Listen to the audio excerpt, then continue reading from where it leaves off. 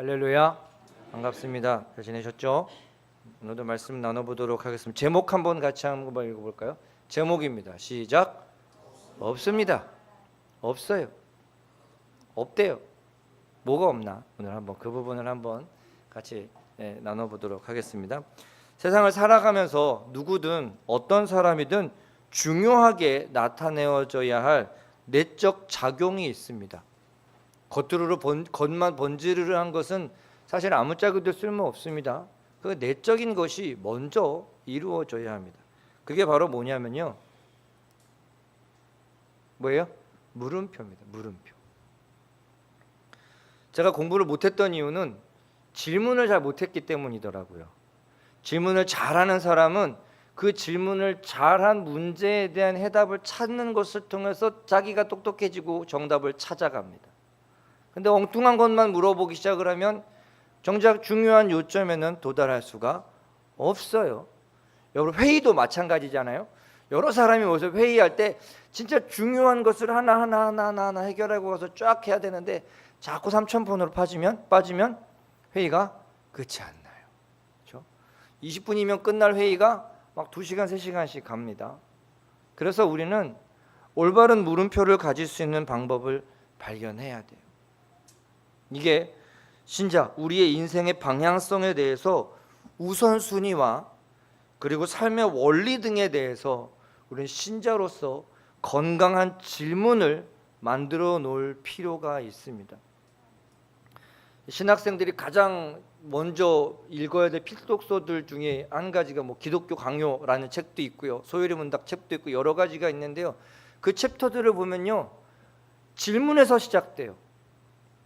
먼저 하나님을 발견하는 것에서 찾는 것이 아니라 내게 의문점이 드는 것이 무엇인가, 중요한 질문을 먼저 던져 놓습니다. 시험도 보면 그 정답이 유출되기 위해서 뭘 먼저 해야 돼요? 질문을, 문제를 정확히 읽어야 됩니다. 저같이 덜렁거리던 사람들은 앞에만 읽고 뒤에 아닌 것은 이걸 안 봐요. 그렇죠? 예를 들어서 선생님께서 말씀하신 내용과 거리가 멀지 않은 것은 반대 걸 찾아야 되는데 앞에 아싸 이거다고 탁 찍고 넘어가는 거죠. 그럼 누구 책임이에요? 질문을 똑바로 보지 않은 책임이에요. 여러분, 성경에서 끊임없이 우리에게 이 질문을 주고 계시단 말이에요.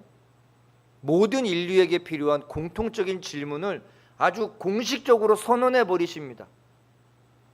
그리고 그 질문을 이렇게 나열해 놓고 너가 직접 와서 가지고 가라고 말씀하시는 거예요.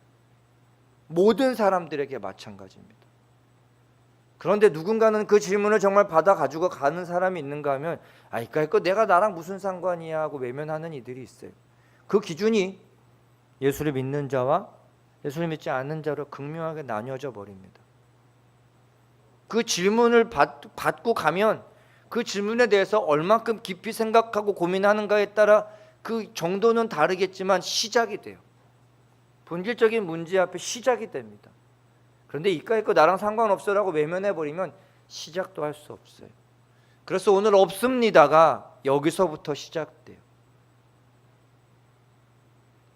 모든 성경 본문이 이 인류가 가져야 할 이 물음표에 대한 궁극적인 해답을요 완벽하게 제시해주고 있습니다. 문제는 그 해답이 내 삶 가운데 얼만큼 믿어지고 얼만큼 수용되고 얼만큼 내가 진리로 받아들이는가, 거기에 따라 달라져요. 그 기준, 오늘 본문 말씀에 보면 예수님께서는 자기를 통해야만 하나님 아버지께로 갈 수 있는 유일한 길이라고 선포해 주고 계세요. 문제를 해결하기 위해서 이것밖에 없습니다. 이 예배당에서 나가기 위해서는 무조건 처분을 통과해야만 합니다. 이 정답을 아는데, 눈으로 보고 알고 있는데 자꾸 다른 길을 찾는 거예요. 엉뚱한 길을 찾아요. 창문으로 내려갈 수 있지 않을까? 엉뚱한 길을 찾지만 발견할 수 없습니다.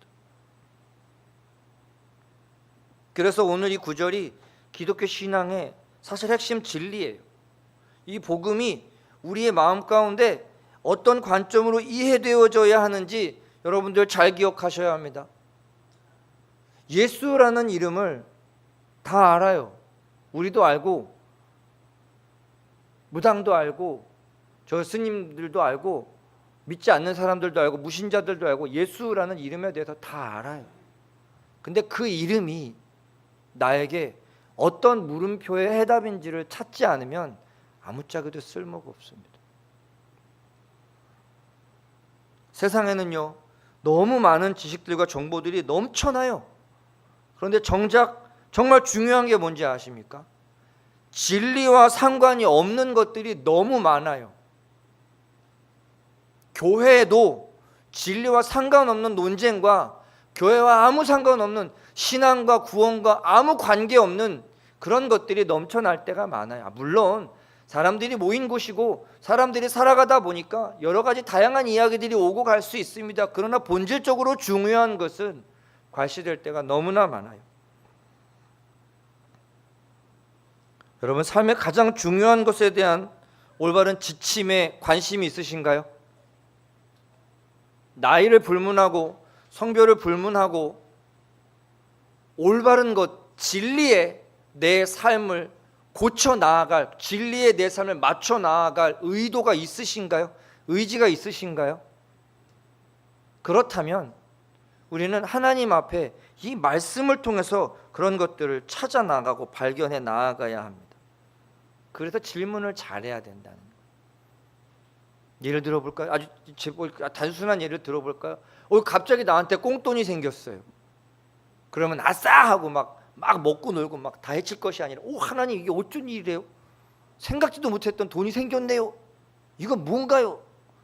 그리고 쓰는 것과 아는 것은 완전히 달라요. 제가 자주 그럽니다. 제가 어떻게 자주 그러냐면, 저는 이 뭐라 그럴까요? 이 용돈이 좀 넉넉하게 생기면 저도 모르게 가방이나 이런 데 옷에 자꾸 쑤셔놔요. 그래서 잊어버려요. 가방에 지금 제가 갖고 다니는 가방 한 서너 개 있거든요. 근데 찔러놓고 완전 잊어버려요. 그리고서 내가 그때 분명히 돈이 분명히 넉넉히 있었는데 이게 다 어디 갔지? 그리고 잊어버려요. 그리고 있다가 어느 날 이제 처음에 막 큰 짐 메고 다니던 가방 메다가 오늘 노트북 하나 들고 가볍게 가도 되겠구나.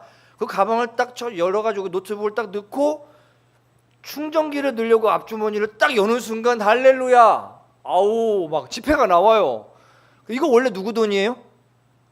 원래 내 돈이에요. 그러니까 꽁돈이 아니에요. 원래 내 돈이었어요. 근데 그게 발견되는 순간 이건 뭐예요? 나에겐 이게 희한한 됩니다. 가끔은요, 그때 그 기쁨을 누리려고요, 가끔 10,000원짜리 이렇게 생기면 가끔 이게 상상할 수 없는데 막 찔러놔요. 잘 보지 않는 성경책, 제가 성경책이 여러 권 있거든요. 관주 성경이랑 카톨릭에서 보는 성경 여러 개 있어요.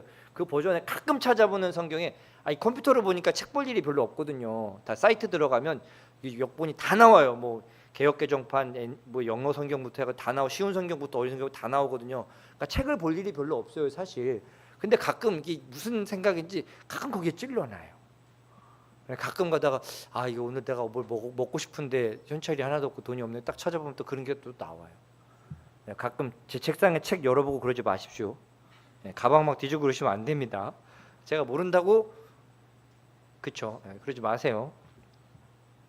제가 이런 말씀을 드린 이유는 바로 무엇이냐면, 내게 정말 중요한 것을 내가 어느 때든 거기에 노출될 수 있는 환경을 만드시라는 얘기예요. 만드시라는 얘기. 하루가 너무 바쁘면 내가 기도해야 할 시간, 내가 하나님을 생각해야 할 시간을 우리도 깜빡하고 지나갈 때가 있잖아요. 제가 가끔 새벽에 깜짝 놀랍니다. 오늘 수요일이지. 수요일하고 금요일은 바쁜 날이잖아요. 새벽 예배 해야죠, 낮 예배 해야죠, 저녁 예배 준비해야죠, 찬양 코티 준비해야죠. 바쁘단 말이에요. 근데 하루하루 지나가다 보면 이게 수요일 금요일이 가끔씩 그날 아침에 오늘이 그날이구나 느낄 때가 있어요. 새벽 예배 제가 하고 이제 타이핑해가지고 올려드리잖아요. 사이트 올려드릴 때 그때 갑자기 그렇구나, 오늘 금요일이네. 그날 바쁜 거예요. 그것처럼 여러분, 우리가 일상에서 항상 예배의 자리, 또 내가 신자라는 그 정체성을 떠올릴 수 있는 환경과 그 질문을 끊임없이 던져 두셔야 돼요. 나는 하나님의 사람이지? 라는 질문 아닌 선포로 하루를 시작하셔야 됩니다. 너는 하나님의 사람인가? 나는 오늘 나 어떻게 살 것인가? 이 질문이 항상 어디로 귀결되어야 하냐 하면 나는 하나님의 사람. 여기서부터 귀결되고 여기서 출발되고 여기서부터 이루어져야 합니다. 사람들에겐 저마다 중요하다고 여겨지는 것들이 다 달라요. 가치 판단의 기준이 어디에 있느냐에 따라 그 실제적인 실체들이 달라지게 됩니다. 사람의 기준이 나를 기준으로 생각하기 시작하면 나는 과연 무엇을 할 때 행복한가? 내가 무엇을 해야 행복해질 수 있을까? 내 행복을 위해서 무엇을 해야 할까? 이 기준으로 가다 보면 정작 중요한 일은 하나도 할 수가 없게 됩니다. 내가 편하고 내가 즐겁고 나에게만 유익한 것을 찾아가다 보면 정말 중요한 것들은 점차 내 삶에서 멀어질 수밖에 없어요. 그런데 내가 하나님의 사람으로서 참된 복음과 진리와 어떤 관계를 맺으며 살아갈까? 무엇을 해야 할까? 내가 구원받은 자로서 어떻게 살아가야 할까? 이 기준으로 살아가다 보면요, 우리의 삶의 가치와 우선순위가 교회와 예배와 경건과 기도와 찬양과 말씀과 어쨌든 한 번은 더 마주칠 수밖에 없어요. 건강, 명예, 권력, 친구, 취미 이러한 것들이 내 삶의 중요도에 어느 순서에 있는지 지혜롭게 배치하셔야 합니다. 제가 여러분들에게 365일 교회만 오고 기도만 하고 예배만 하고 찬양만 하라는 얘기가 아니에요. 맛집 탐방하고 돌아다니십시오. 여행도 다니시고요. 좋은 취미거리랑 사업적으로 성장하시고 바쁘게 사시기를 바랍니다. 그 중에 먼저 우리가 하나님과의 관계에 우선순위를 둬야 할 당위성을요, 스스로 세워두셔야 돼요. 자발적으로 예배에 나온 자의 예배의 마음과 어거지로 끌려 나온 예배자의 마음이 같을 수가 없어요. 그러나 끌려서라도 나와야 합니다.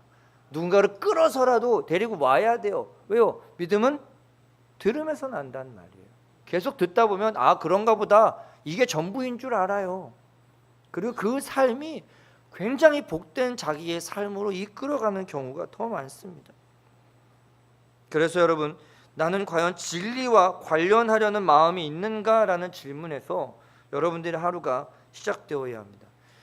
내가 원하는 것이 아니라 진리를 찾는 것이 왜 중요하냐 하면, 내가 바라는 결과를 얻으려고 살아가는 것이 아니라 내게 주어진 삶에 충실할 수 있어요. 누군가 직장에 취직했다고 해봅시다. 그러면 직장에 취직하려는 궁극적인 목적은 뭐예요? 월급 받으려고 취직하는 거잖아요. 근데 돈 버는 거에만 관심이 있어버리면, 돈만 받으면 돈 받은 만큼만, 혹은 굳이 안 해도 되는 일은 애써 안 하고, 그러다 보면 자기가 해야 할 일도 어떻게 하면 일을 안 할 수 있을까, 그런 자세와 태도로 도태될 수밖에 없습니다. 그런데 취직을 했지만, 내가 물론 월급을 받는 것도 중요하지만 나는 거기에서 내 역할을 감당하고 내가 나 스스로를 발전시키고 내 역량을 키워가는 것에 함께 관심을 가지면요, 그 헛된 것처럼 보여지는 노력과 수고가요, 반드시 누군가에게 전달되게 돼 있습니다. 그리고 그 성실함과 부지런함과 충성됨이 사람들에게서뿐만 아니라 하나님께로부터도 분명히 인정받고, 그 성실함과 수고가, 헌신이 행한 대로 보응되게 되어 있습니다. 여러분, 우리가 언제 누구와 만났던 그 관계가 나중에 그 관계가 어떻게 이루어질지 아무도 모르는 거예요. 제가 여러 번 말씀드렸잖아요. 그 기도원에 있을 때 그 기도원 음향 장비 설치하러 오셨던 그 사장님, 그 일하는 거 정말 거의 밤새고, 새벽에 저녁에 촬영 운행 끝나고 새벽 3시 반에 들어가서 그 본당 가서 해 뜰 때까지 일하고, 정말 한두 시간 쪽잠 자고 그 하루 일과를 일주일 동안 보낸 제 모습을 본 그 사장님이 저를 좋게 보셔가지고요, 저를 수습으로 직원을 뽑으셨는데, 원래 월, 화, 수, 목, 금 출근을 해야 되잖아요. 제가 교회 다니는 걸 아니까 수요일 날 3시 되면 너 교회 가라고 집에 보내요. 금요일 날 되면 너 금요일 날 예배 드리러 가라고 집에 보내요. 심지어 대전 우송대 출장 갔는데요, 일을 하다가 빨리 가라고 사장님이 KTX 기차표까지 끊어가지고 그 대전역까지 데려다 주시고, 예배 시간이 안 늦게 그 기차표까지 자기 돈으로 일부러 예매까지 하셔가지고 저를 보내셨어요. 제가 뭐 대단히 쓸모가 있었던 사람은 아니었어요. 뭐 기계치였던 애가 뭘 얼마나 잘할 수 있고 뭐 이제 수습으로 들어간 지 한 달밖에 안 된 아이가 뭘 잘할 수 있었겠어요. 그 마음이 분명히 그 삶의 진가를 나타내게 되어 있습니다. 신자에게 바라는 것은요, 탁월함과 뛰어남이 아니라 충성됨과 이 헌신된 마음. 그렇지 않나요? 세상이 이야기하는 성공의 기준과 신자가 이야기하고 신자가 추구해야 할 성공의 기준은요, 같지 않잖아요. 그렇지 않나요? 우리에게 성공은 내 통장 잔고가 줄어들더라도 그것으로 하나님께 영광 돌려지고 그것으로 하나님께 쓰임을 받았다면 그것은 우리에게 오늘 하루에 승리한 하루잖아요. 그렇죠?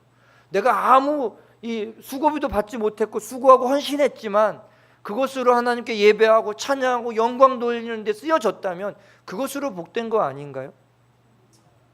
서울에서 오시고 저 멀리서 오시는 그 기름값이며 시간이며 그 수고와 그 애쓴 것으로 여기 와서 나는 아무것도 얻은 것이 없는데, 심지어 세상 사람들은 왜 돈 줘가면서까지 거기서 갔냐고 이런 이야기를 하면서도 우리는 예배를 통하여 하나님께 은혜에 대한 감격에 가득 차고 그 하나님께 감사함으로 다시 돌려드리고, 우리가 또 믿음의 그 동부와 이 형제 가족들이 하나 모여서 또 같이 찬양하고 예배할 수 있었던 이 한 번의 예배가 우리에게 얼마나 소중합니까? 그렇지 않나요? 그래서 오늘 예수님께서 말씀하시는 그 길이 물리적인 방향이라는 의미도 있지만 유일한 방법이라는 뜻이 여기 더 강조되고 있어요. 그래서 진리로 향하는 길은 하나밖에 없습니다. 진리는 타협될 수 없습니다. 여러분 이따 오후 시간에 말씀을 나누겠지만요, 여러분 이번 주간이 2단 경계주일이에요. 2단 경계주일. 1년에 몇 번씩 그 교단에서 이단에 대한 경각심을 갖자고 교단 주일기 나온 주일 중에 한 하루가 오늘입니다. 오후 시간에 정말 교계 안에서 가장 추악하고 악랄한 이단의 그 대표 그 두 그룹에 대해서 잠깐 나누긴 할 텐데요. 여러분 진리는요 타협해서 얻어지는 것이 아니라 내가 만신창이가 되더라도 거기에 가야 되는 게 진리예요. 내가 힘들어도 내가 감당해서 이루어내야 하는 것이 거기가 진리입니다. 내가 피곤하고 내가 불편하고 내가 좀 이득이 안 된다고 해서 내쳐버린다? 그건 나에게 진리가 아니기 때문이에요. 생명의 유일한 방법이라는 마음이 들면 나머지 것들은요 우리의 인생 가운데 최우선이 되지 않습니다. 예수가 구원을 위한 유일한 길이요 방법이요 이 진리라는 말씀에 대한 것을 하나님께서 성경을 통해서 제시해 주셨잖아요. 그런데도 구원의 다른 조건들을 계속 제시하고 요구하고, 왜 그럴까요? 본인이 지키지 못할 그 진리를, 본인이 마음에 안 드는 진리가 마치 진실인 것처럼 떠들어대는 사람들이 너무 많아요. 이미 성경에서 진리라고 이야기하고 있는 내용들이 확정되어 있는데 거기에 왜 의문점을 가져야 할까요? 진리가 선포되면 그 다음은 뭐 하면 돼요? 그 길로 따라가면 돼요. 자, 내가 길을 알아, 가자 라고 말하면 그 사람이 길을 아니까, 가봤으니까, 거기서 왔으니까, 나를 데려가려고 여기까지 왔으니까 아무 대가 없이 그 수고를 마다하지 않고 다 감당하신다고 하시니까 우리는 그냥 가면 돼요. 근데 계속 이 길 맞아요? 진짜 알아요? 정말 맞나요? 제가 예전에 우스갯소리로 말씀드렸죠. 저는 누가 저한테 길 물어보거나 그럴 때 이렇게 가면 돼. 그러면 진짜요? 맞아요? 제일 짜증납니다. 왜 물어보는 거예요? 물어봐서 이거야 라고 대답을 했으면 그래 그러면 되잖아요. 그리고 가다 아니면 그럼 그 다음에 욕하면 되잖아요. 근데 진짜요? 정말이에요? 맞아요? 근본 자체가, 성품 자체가 저랑 너무 달라요. 여러분 진리는요 그 순간에 대면한 상황을 면하는 것은 진리가 아닙니다. 언발의 오줌 누기라고 하죠. 지금 그 상황을 모면하기 위한 처세술을 해보니까 이게 맞더라, 진리라고 여기지 마십시오. 내 삶 가운데 하나님께서 나에게 일하셨던 그 역사가 하나님의 모든 성품을 대표한다고 착각하지 마십시오. 누군가는 기도 열심히 했더니 물질의 축복이 오더라. 누군가는 기도도 열심히 하고 예배도 열심히 하고 수고도 열심히 하고 헌신도 열심히 했는데 물질의 축복이 안 오더라. 하나님께서 그 사람에게 그 인생 가운데 기대하시고 요구하시고 계획하신 뜻이 다 다릅니다. 내게 주신 은혜가 나의 것으로 그치면 돼요. 그리고 내가 어떻게 했더니 어떤 축복을 받았더라. 여러분 제발 그런 간증할 때 조심하셔야 됩니다. 하나님이 잘되게 하시면 하나님이 역사하신 거고, 세상적으로 실패하고 누락되고 넘어졌으면 하나님이 역사하지 않으신 건가요? 이찬수 목사님이 그러시더라고요. 제발 성공 사례담을 그 믿음의 간증으로 착각하지 말라고 그렇게 말씀을 하시더라고요. 시험에 떨어지면 하나님의 영광을 못 돌린 건가요? 제가 예전에 말했죠. 여기 혜인 강사님 있지만 제가 고등부할 때 고등부 아이 하나가 와서 저한테 이야기를 하더라고요. 목사님 제가 고3이잖아요. 그래 제가 공부 열심히 해서 명문대학 가겠습니다. 오 그래라. 그 꾀는 뭐였냐면 주일날 교회 안 나오고 공부 열심히 하겠다는 거예요. 그래서 명문대 가서 하나님께 영광 돌리겠다는 거예요. 제가 가만히 보다가 너무 마음이 아파서, 그래 네가 일주일 동안 주일 한 번 예배 오는데, 네가 일주일 동안 주일 예배 오는데 드리는 시간을 한번 계산을 해보자. 9시 예배니까 8시만 일어나도 충분하지? 8시부터 9시, 10시 고등부 예배 9시, 10시쯤 끝나니까 공과 모임하고 뭐 2부 순서하고 뭐 해봤자 11시예요. 그래 네가 일주일에 5시간도 안 되는 시간 아까워서 그 시간에 네가 공부를 하면 얼마나 하겠으며, 하나님 앞에 예배 드리는 그 5시간도 하나님 앞에 드리지 않는 너한테 과연 하나님이 축복하실까? 네가 그렇게 명문대 가고 좋은 학교 가서 과연 하나님께 영광 돌리실 때 하나님이 그 영광을 어떻게 받으실까? 그 친구가요 고등부 예배 계속 나왔습니다. 수련회도 참석했어요. 물론 바로 대학 들어가지는 못했어요. 재수를 하긴 했습니다.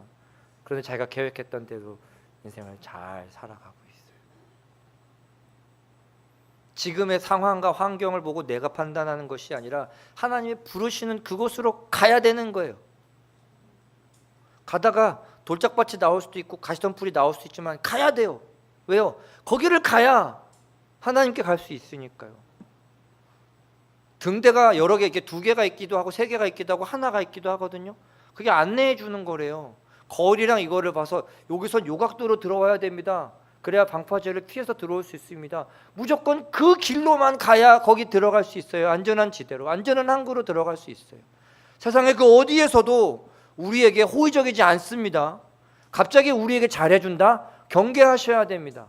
사기꾼이 제일 먼저 파고로 들어오는 게 그거잖아요. 내가 다른 사람들한테 절대 말 안 하고 내가 너한테만 말해주는데 다 거짓말입니다. 내가 뭐라고 나한테만 잘해주고 나한테만 그 놀라운 비밀을 이야기해 주겠어요. 제가 우스갯소리를 말씀드렸죠. 저는 저한테 귓속말하는 사람들하고 가까이 하지 않습니다. 거리를 둡니다. 내치지는 않아요. 뭐 멀리하거나 내치지는 않아요.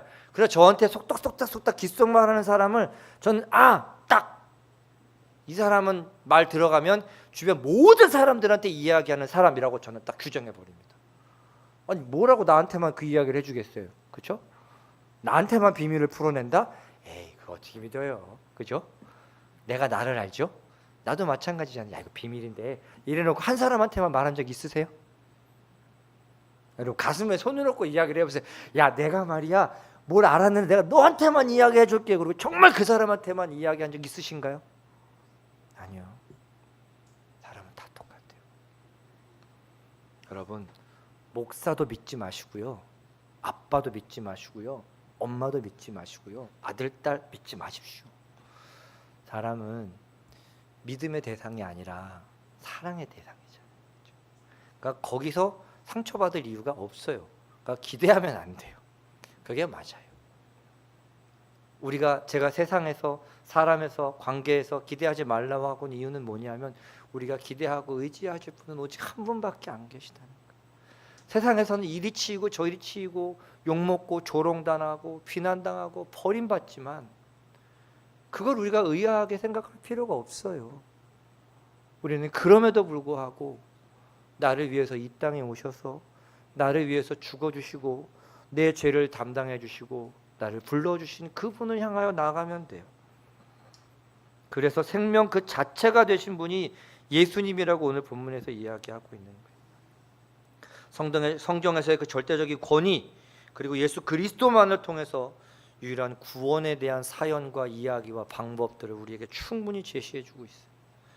세상에 속해서 세상의 학문, 지식, 문화, 여러 가지 환경 이런 부분들의 영향을 받지만 우리는 궁극적으로 나는 대한민국 국민이 아니라 나는 하나님의 사람입니다 해서 출발하셔야 돼요. 사람들마다 정치색이 다르고 생각이 다르고 마음이 다르고 계획이 다르고 원하는 것이 다르고 바라는 바가 다릅니다. 일치될 수가 없어요. 어떻게 일치되겠어요? 공산당입니까? 아니요. 일치, 통합, 화합, 여러분 이게 가장 위험한 말입니다. 누구를 위한 일치예요? 자기를 위한 일치예요. 모두를 위한 일치는 있을 수가 없습니다. 제가 대학교 때 정말 큰 사건이 있었는데 같이 형들하고 친구들하고 다 같이 중국집을 갔는데 어떤 선배가 딱 한마디 하더라고요. 야, 귀찮으니까 무조건 다 같이 짜장면 먹어. 난리가 났습니다. 후배들이 뭔데 당신이 뭔데 왜 다 짜장면 먹으라고 하냐고. 짬뽕 먹고 싶은 사람도 있고 볶음밥 먹고 싶은 사람도 있잖아요. 근데 자기가 뭐라고, 야 시간 오래 걸리니까 무조건 짜장면 먹어. 자기가 짜장면 먹고 싶으니까 짜장면이라고 얘기했겠죠? 그렇죠? 자기가 짬뽕 먹고 싶었으면 뭐였겠어요? 그렇죠. 세상 어디서도 참된 일치와 통합은 있을 수 없습니다. 신앙생활도 마찬가지입니다. 예배도 마찬가지예요. 수고와 헌신과 봉사와 헌금도 마찬가지입니다.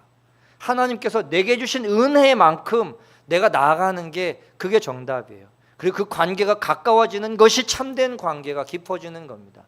시켜서 하는 것이 아니라 해야 하는 것을 알기 때문에 하는 것이 내 것이 돼요. 반드시 예수 그리스도로 말미암아 우리의 삶의 방향과 우리의 삶 가운데 관계들이 예수 그리스도 안에서 올바로 만들어져야 합니다. 다양한 종교, 철학, 학문 이런 것들은 영원하지 않아요. 계속 바뀝니다. 그런데 여기서 오늘 본문의 말씀 가운데 우리에게 주시고 있는 그 생명은 아니에요. 여기서 말하는 생명은 영원한 생명인데 그냥 오래 사는, 영원히 사는 것만이 아니라 가장 영광스럽고 모든 것이 풍족한 가장 그 풍요로운 그 생명을 살아간다고 이야기합니다. 왠지 아십니까? 오늘 본문에서 이야기하고 있는 영생은요, 우리를 하나님의 영광에 참여시키는 생명이기 때문입니다. 장수하는 것이 목적이 아니라 건강하고 행복하게 그 삶을 만끽하면서 살아갈 수 있는 장수가 행복한 거 아닌가요? 우리에게 주는 영생은요, 세상에서 얻을 수 없는 영원한 것을 초월해서 하나님의 영광의 나라에 들어가는 거란 말이에요. 그래서 우리가 아버지께로 나아간다는 것 자체가 우리에게 우리로서는 감당할 수 없는 것을 해결해 주는 보장함이 있어요. 우리가 하나님께 나아갈 때 가장 장애되는 요소가 뭐예요? 죄예요. 그렇죠? 죄예요. 죄 문제를 인간으로서는 해결할 방법도 없고 능력도 없고 할 수도 없고 생각하지도 못해요. 그런데 나를 통하면 아버지께로 갈 수 있어 라는 건 뭐예요? 너가 하나님께로 나아가기에 방해되는 모든 요소들은 내가 다 해결할 거야. 그 보장이 지금 이 말씀 속에 받침대로 토대가 되어져 있는 거예요. 건너오세요. 내 손을 붙잡으세요. 이것을 의지하세요. 이 길로 따라오세요. 여러분, 그 약속이 저와 여러분들의 마음 가운데 보여야 돼요. 그냥 내가 진리다, 내가 길이다, 생명이다, 자기만 잘났다라고 주장하는 게 아니라 세상 사람들은 그렇게 이야기를 해요. 야, 어떻게 뭐 예수 그게 뭐, 믿음이 뭐, 아이, 세상에 너무 난잡한 것들이 그 마음과 정신에 계속 쌓여 있으니까 진리를 바라볼 수 있는, 갈 수 있는, 그 감지할 수 있는 그런 것들이 온전하게 예민하게 발달될 수가 없습니다. 심판과 사망에서 을 건져내셔서 탈탈탈 털어서 깨끗하게 하시고 거룩하게 하시고 선하게 하시고, 여전히 우리는 시커먼 것 속에 있지만 예수 그리스도의 보혈을 의지하고 그 의복을 입고 하나님께로 나아갈 수 있는 그 부르심이 오늘 본문 말씀에 우리에게 주시는 말씀입니다. 그 진리가 내게로 오셨어요. 내가 찾은 것도 아니고 내가 발견한 것도 아니고 내가 깨달은 것도 아니고 그냥 그 진리가 내게로 오셨어요. 그래서 은혜라는 거예요. 받을 자격이 없는 자들에게 주어졌기에 구원이 정말 은혜라는 거예요. 하나님과의 관계 안에서 여러분 우리는 나에 대한 책임감, 우리에 대한 역할, 세상을 향한 사명을 감당하기 위해서 여러분 우리는 주님이 필요해요. 내 마음과 생각과 감정 마음먹은 대로 되던가요? 아니요. 알 수 없는 우울감과 알 수 없는 피곤과 알 수 없는 원망과 슬픔에 찌들 때가 너무 많아요. 그래서 우리는 내가 하나님의 사람으로서 그 불신으로부터 야기하는 슬픔과 분노와 아픔과 이런 것들을 끊어내야 돼요. 우리에게 믿음이 있다면 그런 부정적인 감정에 압도될 수가 없습니다. 그런 부정적인 감정이 일어날 수밖에 없어요. 그때마다 우리는 두더지 게임하듯 발견하는 족족 후드럽해야 됩니다. 어디 감히 내 마음에, 어디까지 내 생각에, 어디 내 말에, 어디 내 행동에, 어디 내 삶에 더럽고 추한 것들이. 그래서 하나님께서 나를 구원하심에 대한 책임을, 나는 나에 대한 책임을 다 감당해야 돼요. 그리고 우리는 우리 안에서의 맡겨진 그 역할을 수행해야 합니다. 예배자로서, 설교자로서, 기도자로서 하다못해 그 자리를 지키는 것만으로도 저는 예배 끝나고 우리 성도님들 다 본당 청소하고 가시는 거 볼 때마다 막 가슴이 너무 뭉클해요. 여러분 요즘 큰 교회들은요 외부에서 업체 들여서 그 청소합니다. 어떤 교회는 그 부교역자들 몇 명 안 되는 그 부교역자들 가지고 건물 청소시키는 데도 있어요. 아침부터 한 3시간, 4시간 오전 내내 땀 삐질삐질 흘리면서 청소하는 데도 있습니다. 야, 근데 자발적은 아니시겠죠? 하자고 하니까 에이 못 이겨서 하시든 뭐 하시든 너무 아름다운 모습들인 거예요. 누구는 빗자루, 누구는 마대걸레질, 그렇죠? 우리 안에서의 역할을요 찾으셔야 돼요. 때론 제가 맡겨드릴 수도 있지만 여러분들이 찾아서 저한테 와주세요. 이게 좀 필요하지 않나요, 목사님? 이거 좀 해볼까요? 그래요? 좀 기도해보고 같이 한번 조율을 해볼까요? 해달라고 다 해드릴 수는 없어요. 그렇지만 어떤 이야기들이 나올 때 이 광성교회라는 믿음의 공동체를 세워갈 때 우리의 역할은 그런 거예요. 목사가 혼자 끌고 간다고 다 따라오시렵니까? 아니거든요. 내가 강성교회 성도로서 하나님의 사람으로서 내가 집사로서 권사로서 장로로서 목사로서 내 역할을 내가 찾아서 하셔야 돼요. 그래야 하지 않나요? 그리고 나서 이 교회 안에서의 우리가 세상을 향하여 복음을 증거하고 거룩하고 선한 영향력을 끼치는 그 사명을 그때서야 감당할 수 있게 돼요. 그렇죠? 누군가는 몸으로 섬기고 누군가는 물질로 섬기고 누군가는 기도로 섬기고 누군가는 옆에서 그냥 있어주는 것만으로도 힘이 되는 거예요. 하나님께서 저와 여러분들에게 주신 그 은혜에 진리로 나아가는 그 방향, 예수 그리스도께서 그 가신 길 십자가를 지고 따라오라고 하는데 십자가가 저마다 다르겠죠. 너무 영적인 의미일 수도 있고 너무 속적인 의미일 수도 있고 너무 외적인 부분일 수도 있고 내적인 부분일 수도 있지만 그것이 무엇이든 나는 하나님께서 내게 가라고 하신 그 길을 가는 거예요. 주님의 말씀과 은혜와 보호와 인도하심과 이끄심에 순종할 수 있도록 여러분들의 마음 가운데 인내와 믿음을 키우는 것에 집중하시기를 바랍니다. 역도 선수가 실전에서 역도를 들려면 내가 얼마큼 들 수 있는지 계속 훈련해야 될 거 아니에요. 그렇죠? 장미란이 그 금메달 딸 때 150 몇 킬로만 들면 되는데 170 몇 킬로를 들어버렸대요. 그러니까 그 장미란의 머릿속에 뭐가 있었던 거예요? 금메달이 목적이 아니었던 거예요. 내가 할 수 있는 한 최고를 하면 얼마든지 금메달을 딸 수 있다는 자신감이 있었다는 거예요.